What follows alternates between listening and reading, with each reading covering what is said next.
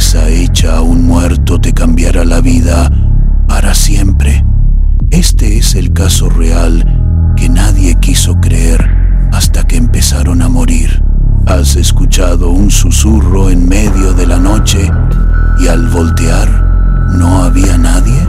Yo creía que el miedo era solo producto de la imaginación, hasta que acepté encender 3 velas en una tumba durante 9 noches, sin saber que, con cada llama, estaba despertando algo que nunca debió volver. Esta no es una leyenda, no es un cuento inventado. Esto me pasó a mí. Y si sigues viendo este video hasta el final, tal vez entiendas por qué, incluso ahora, no puedo dormir con las luces apagadas.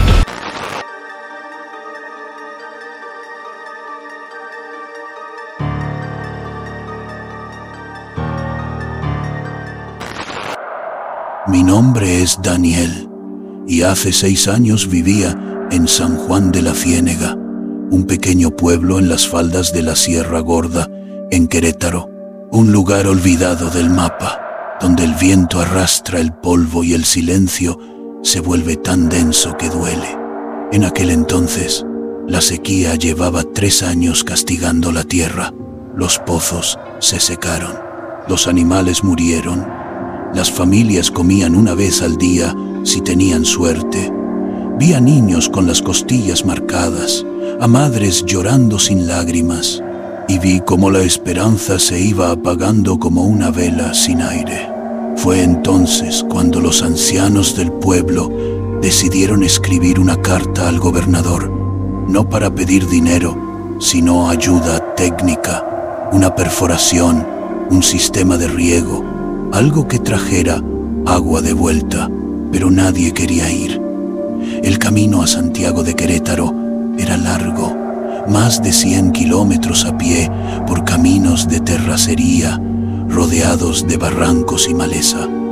Algunos decían que por ahí rondaban malos elementos, otros que de noche se escuchaban lamentos entre los magüeyes. Pero yo no tenía miedo, o al menos eso creía. Me ofrecía llevar la carta. Yo era fuerte, conocía los senderos, y mi abuela siempre me decía: Dios protege a los que ayudan sin pedir nada a cambio. Así que, al amanecer, con una mochila ligera, un poco de agua y pan duro, empecé a caminar. El sol no perdonó. A las pocas horas ya sentía la piel ardiendo. El aire caliente subía desde el suelo como si la tierra respirara fuego. Escuchaba el crujido de mis propios pasos sobre la grava, el zumbido de las moscas y de vez en cuando el chillido lejano de un cuervo. A mitad del camino, cerca de un viejo puente de piedra que cruza el arroyo seco de los Temblores, me detuve a descansar bajo un mezquite. Me quité los zapatos. Las plantas de mis pies estaban en carne viva. Me sequé el sudor con la manga de la camisa. Fue entonces cuando lo vi. Un hombre, viejo, muy viejo, sentado en una roca, envuelto en un zárape desgastado, con los ojos hundidos y la piel como cuero viejo.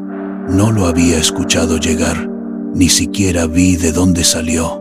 No tomes el camino principal, me dijo, sin mirarme. Hay hombres ahí, hombres que no buscan conversación. Su voz era ronca, como si viniera desde muy adentro. Me estremecí, no por miedo, sino por algo más profundo, como si mi cuerpo supiera algo que mi mente aún no entendía. ¿Quién es usted?, pregunté. Alguien que ya no tiene nombre, respondió. Solo sé que, si sigues por ese sendero, no llegarás a tu destino. Pero si tomas el atajo por la quebrada de La Llorona, llegarás sano y cumplirás tu misión. Lo miré fijamente. Sus ojos eran oscuros, eran como pozos sin fondo, y en ellos, por un instante, vi algo como un reflejo de mi propio rostro, pero distorsionado, como si yo también estuviera muerto. ¿Por qué me dice esto?, le pregunté. Porque tú también estás en deuda con lo que no se ve, dijo, y se levantó lentamente. Y porque lo que vas a hacer ya está escrito. Antes de que pudiera responder, desapareció. Literalmente, dio un paso hacia atrás y se fundió con la sombra del mezquite, como si nunca hubiera estado ahí. Me quedé paralizado.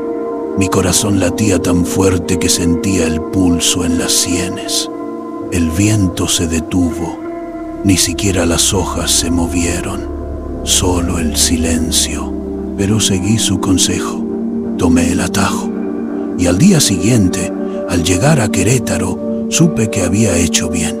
En el camino principal, encontraron a un viajero asesinado, con las manos atadas y la boca cosida con hilo negro. Lo habían dejado como advertencia. Entregué la carta, prometieron ayuda y empecé el regreso. Pero cuando volví a cruzar el puente de los temblores, él estaba ahí, igual, en la misma roca, como si no hubiera pasado un solo segundo. Esta vez no habló de caminos, no me dio advertencias. Me miró fijamente y dijo: ahora tú me debes algo. Sentí un frío que no venía del aire. Subió desde mis pies como si algo reptara por mis venas. Quise correr, pero mis piernas no respondían. Tienes que ir al cementerio de San Juan, dijo, a la tumba más vieja, junto al muro norte, la de Ernesto García.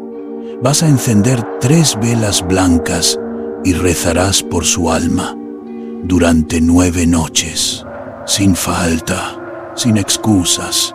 ¿Por qué yo?, logré decir con la voz quebrada. Porque tú me viste, respondió. Porque tú escuchaste, y porque si no lo haces, el agua no volverá, y tu pueblo morirá, y tú cargarás con eso para siempre. Tragué saliva. Mi garganta estaba seca. El sol empezaba a bajar y las sombras alargadas del mezquite parecían brazos que se extendían hacia mí. ¿Estás listo para lo que viene? Te leemos. Déjanos saber en los comentarios. ¿Y si lo hago?, pregunté, casi en un susurro. El anciano sonrió, pero no fue una sonrisa humana. Fue como si su boca se abriera demasiado, como si sus dientes fueran más de los que debería tener. Si lo haces, tu vida cambiará, pero no como crees. Y entonces desapareció otra vez. Caminé el resto del trayecto en silencio. No comí, no hablé con nadie. Solo llegué a mi casa, me encerré en mi cuarto y lloré. No de miedo, de culpa, porque en ese momento supe que no podía decirle a nadie lo que había pasado. Nadie me creería, y si lo hacían, me llamarían loco. Pero esa noche tomé 3 velas blancas de la iglesia, las robé, en realidad, y fui al cementerio. Era un lugar olvidado. Las tumbas estaban cubiertas de musgo, las cruces torcidas. El viento silbaba entre las lápidas, como si alguien estuviera cantando un tarareo sin palabras.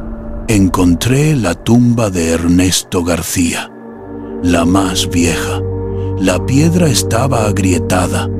La fecha, 1910 a 1978.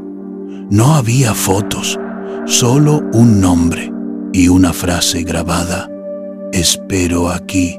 Encendí las velas. Temblaba. El fuego de las mechas se movía, pero no por el viento.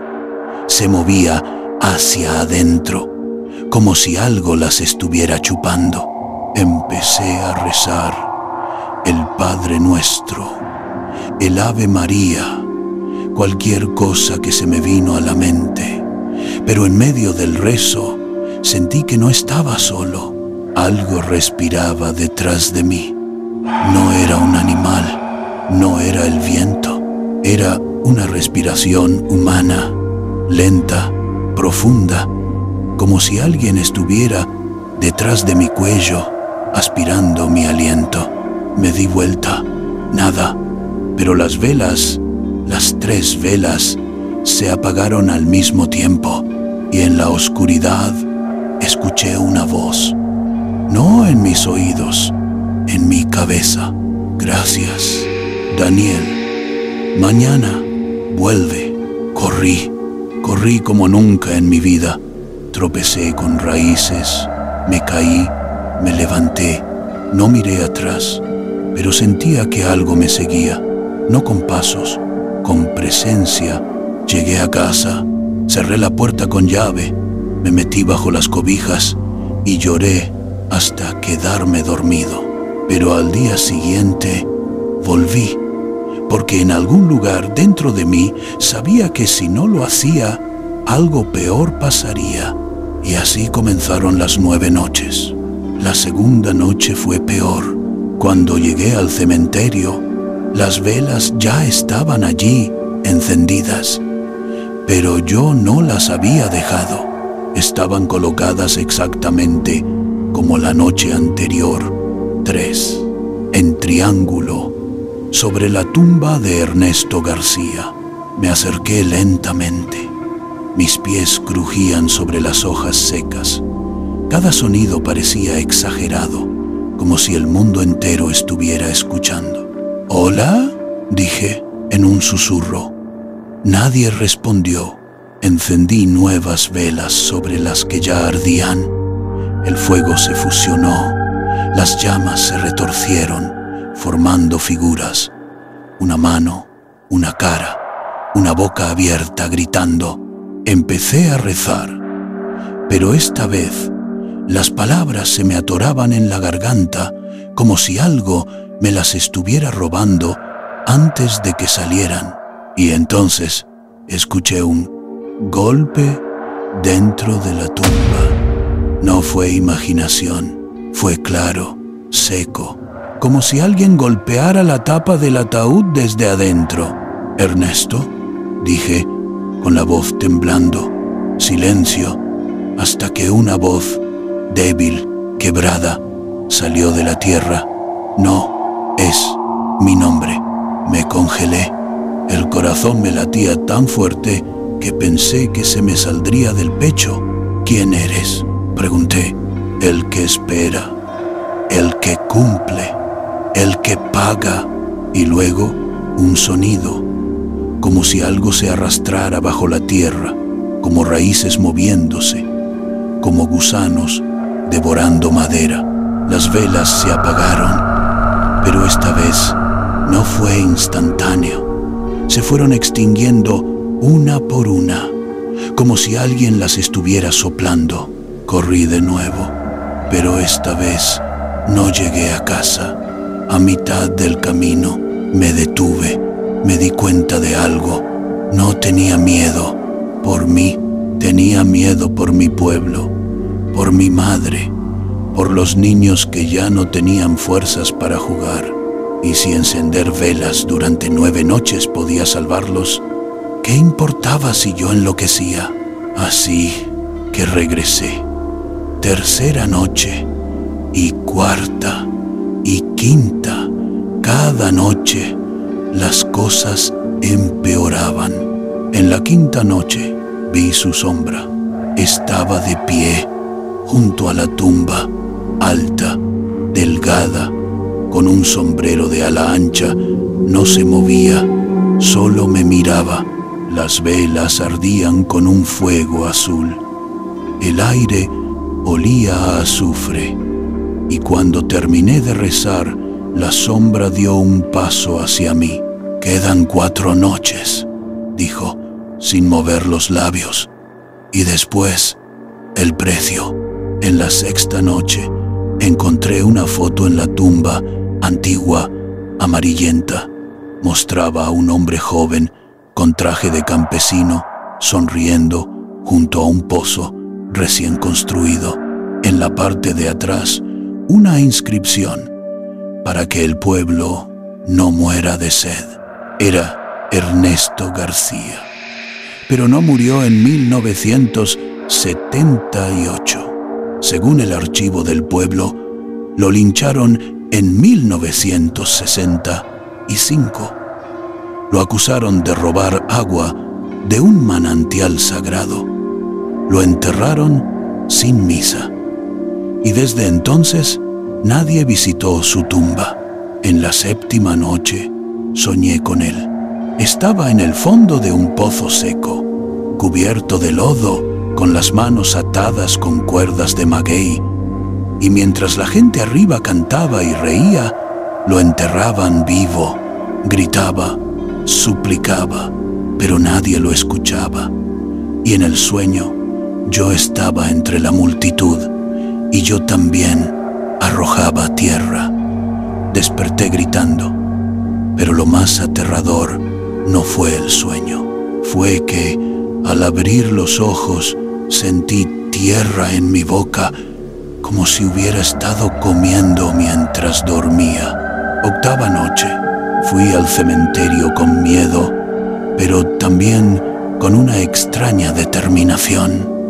Ya no era solo por el pueblo, era por él, porque ahora entendía su dolor.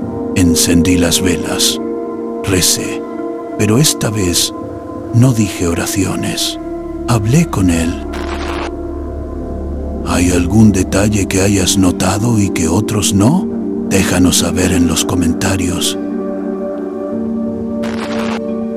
Ernesto, lo siento, no fue justo. Nadie debió enterrarte así. Y yo no sé por qué estoy aquí, pero si puedo darte paz, lo haré. Las velas se elevaron, literalmente. Flotaron en el aire, como si estuvieran sujetas a hilos invisibles. Y entonces apareció, no como un fantasma, no como una sombra, como un hombre real, viejo, con el rostro cubierto de tierra, con los ojos llenos de tristeza. Gracias, Daniel dijo, con una voz que sonaba como el viento entre los árboles. Por fin, alguien me ve. Quise retroceder, pero no pude. Mis pies estaban clavados. Te he esperado 50 años, continuó, porque solo alguien que caminó por el sendero de los muertos puede verme. Solo alguien que escuchó al anciano puede ayudarme. ¿El anciano?, pregunté. ¿Quién era? Yo respondió. Yo fui él. Mi alma estaba partida. Una parte esperando, la otra vagando, pero ahora, gracias a ti, puedo descansar. Entonces sacó un mapa, dibujado a mano, en un pedazo de tela. En la cueva del murciélago, en la sierra, hay un cofre, oro, monedas, joyas, todo lo que mi familia escondió antes de que me mataran. Tómalo, úsalo para tu pueblo. Haz que el agua vuelva. ¿Y el precio?, pregunté, recordando sus palabras. Me miró fijamente. El precio es que nunca podrás hablar de esto. Si lo haces, el agua se secará y tú serás el próximo que espere en la tumba. Asentí y desapareció. Las velas se apagaron, pero esta vez no fue por el viento, fue porque él ya no estaba. Encontré el cofre 2 días después, en la cueva del murciélago, un lugar prohibido por los ancianos. Decían que ahí vivían almas sin cuerpo. Entré con una linterna. El aire era frío, húmedo, olía a excremento de murciélagos. El suelo estaba cubierto de huesos pequeños. Murciélagos colgaban del techo como sombras vivas, y al fondo, bajo una piedra tallada con una cruz invertida, estaba el cofre. Lo abrí. Oro, monedas coloniales, joyas con piedras rojas y un papel para quien devuelva el agua. Lo llevé al pueblo. Con el dinero contraté a ingenieros. Construimos un pozo artesano. En 3 meses el agua brotó. Las tierras revivieron. Los cultivos crecieron. La gente volvió a comer, a reír. Nadie supo de dónde vino el dinero. Pensaron que fue ayuda del gobierno. Yo nunca dije nada, pero cada noche, desde entonces, voy al cementerio. No enciendo velas, ya no las necesita, pero le hablo. Gracias, Ernesto. Y a veces siento un leve movimiento en el aire, como si alguien asintiera. Pero hay noches en las que no voy, y esas noches el pozo gotea, solo un poco, como si se estuviera secando. Y yo sé que no es coincidencia, porque el pacto sigue vivo. Y aunque Ernesto descansa, algo sigue vigilando. Hace un mes vi al anciano de nuevo, en el espejo del baño, detrás de mí, con los ojos cerrados, sonriendo, y cuando me di vuelta, no había nadie, pero el agua de la llave salió roja, solo durante 3 segundos. Luego volvió a ser clara, pero yo sabía, algo me está probando, y si fallo, no seré yo el que pague, será mi pueblo. Por eso, aunque ya no enciendo velas, sigo rezando, porque hay promesas que no mueren con los hombres, mueren con los pueblos, y yo no dejaré que San Juan de la Ciénega muera de nuevo. Si este video te llegó al alma, compártelo, porque tal vez alguien más también está escuchando voces en la oscuridad, y tal vez solo necesites saber que no estás solo. Pero cuidado, porque si enciendes una vela por alguien que ya no está, podrías despertar algo que también está esperando. Tú cumplirías una promesa, aunque te costara la cordura. Si te gustó este video, dale me gusta y compártelo para más historias como estas de terror. Y no olvides suscribirte, porque si no vas a chupar faros.